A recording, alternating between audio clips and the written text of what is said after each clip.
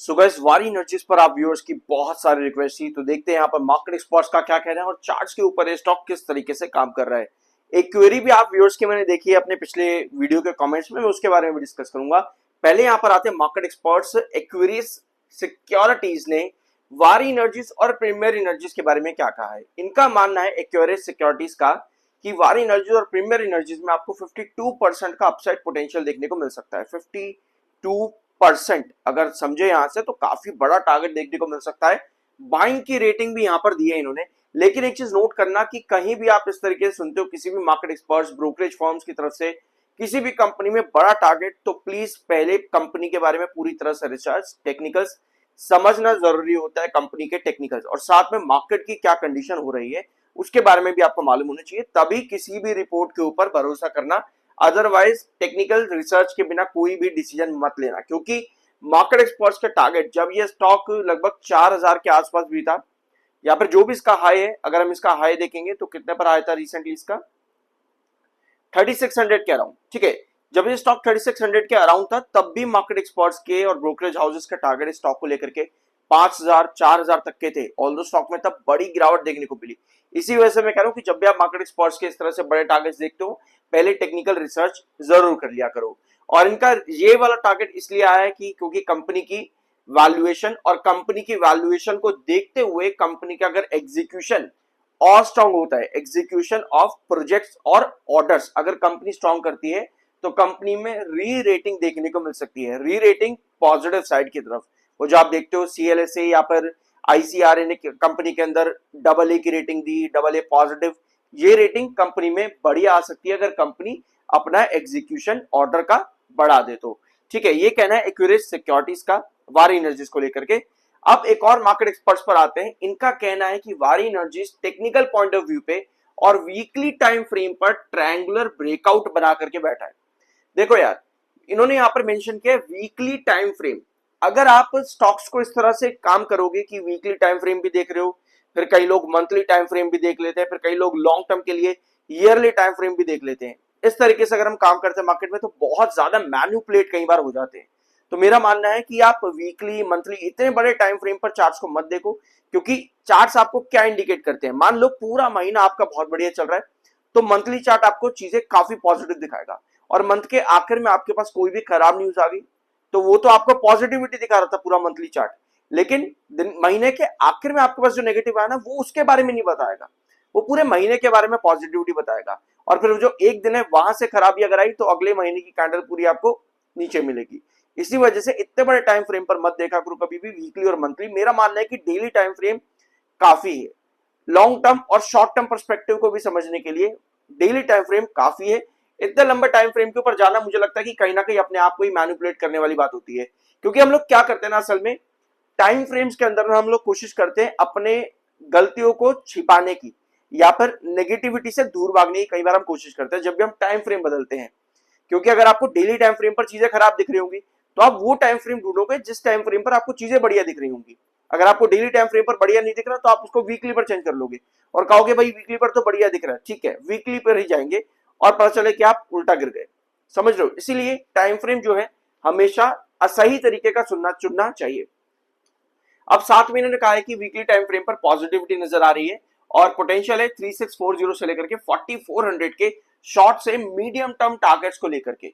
3640 अगर आप देखोगे आपके वारी एनर्जीज का एक एक्चुअल रिजेक्शन है टॉप पर, अभी मैं आपको चार्ट पर लेकर के आऊंगा, और 4400 भी अगर आता है वारी एनर्जीज तो ये एक बड़ा टारगेट बन जाएगा वारी एनर्जीज के लिए। ये कहना है मेरे एसेट शारे खान की तरफ से, ये आपको रिकमेंडेशन देखने को मिल रही है। इनका मानना है कि इंपॉर्टेंट बेस 3000 के पास देखने को मिल सकता है आपके वारी एनर्जीज के अंदर। अब आते हैं आपके एक डाटा के ऊपर आते हैं। कंपनी के होल्डिंग पैटर्न का डाटा आ चुका है जहां पर आपके प्रमोटर की होल्डिंग थोड़ी सी कम होती देखने को मिली, 0.03% प्रमोटर ने माल बेचा है। वेयर आज पिछले 3 से 4 क्वार्टर अगर आप यहां पर देखोगे ना तो आपको नजर आएगा कि एफआईएस कंपनी में बहुत ज्यादा इंटरेस्टेड दिखे हैं। 2.68 से 6.35, 6.91, 7.06 मार्च में भी इन्होंने अपनी होल्डिंग बढ़ाई है। वेयर आज डीआरएस ने भी मार्च में बहुत बढ़िया होल्डिंग बढ़ाई है अपने वारी एनर्जीज के अंदर, और पब्लिक ने माल बेचा है, पब्लिक ने सेलिंग करी है। अब आते हैं और पॉइंट्स के ऊपर जो कि आपके हैं वॉल्यूम्स एंड डिलीवरीज। आज का दिन मार्केट ठीक अच्छा देखने को मिल रहा है, मार्केट में कोई खराबी आज के नजर नहीं आ रही है, मार्केट बढ़िया काम कर रहा है। और मार्केट के साथ में वारी एनर्जीज के लास्ट सेशन आपके पास थी 51% की डिलीवरी, यानी बायर्स काफी ज्यादा थे, क्योंकि 51% की डिलीवरी वीकली और मंथली बेसिस पर काफी बढ़िया है। तो आज मोमेंटम काफी अच्छा देखने को मिला है मिड डे तक वारी एनर्जीज में। देखना यह है कि दिन के आखिर में क्या होगा, क्योंकि सेलर्स अब बहुत ज्यादा एक्टिव हो चुके हैं। 92,000 इस समय बाहर है एंड 2 लाख से ज्यादा आपके पास सेलर है। और टेक्निकली एमएफआई 84.6 पर है, 75.3 का आपका RSI है, दोनों टेक्निकल्स बेरिश हो चुके हैं। अब आते हैं आपके चार्ट पर, और अगर आप वीडियो में यहां तक आ चुके हो तो प्लीज सब्सक्राइब जरूर कर देना। ये है वारी एनर्जीज का लॉन्ग टर्म चार्ट। यहां पर देखना, इस चार्ट में आपको ये टॉप वाली लाइन दिख रही है, ये है 3640, ये आपका टॉप का रिजेक्शन है। ऑल्दो इसके ऊपर भी 3800 को भी वारी एनर्जीज ने क्रॉस किया है आपके अगस्त और सितंबर के महीने में, लेकिन मैं इसको क्यों रिजेक्शन नहीं मान रहा, क्योंकि यहां पर टच एंड गो वाली सिचुएशन देखने को मिली। बस गया, ब्रेकआउट दिया, अगले ही सेशन सीधा डंप हो गया, तो इसको हम रिजेक्शन यहां पर नहीं मान रहे। इस वाले लेवल को हम रिजेक्शन तब मानेंगे जब स्टॉक आपका 3640 को ब्रेकआउट कर देगा। जब तक इसको नहीं ब्रेकआउट करता तब तक हम 3800 को रिजेक्शन नहीं मान सकते। ऑल्दो अगर हम इसको थोड़ा सा 30 मिनट टाइम फ्रेम पर लेकर के जाएंगे तो आप लोग को यहाँ एक चीज नजर आ रही है कि वारी एनर्जीज में भी सिमिलर चीज है जो आपके बीएससी और अडानी पावर के अंदर आपको देखने को मिले रिसेंटली।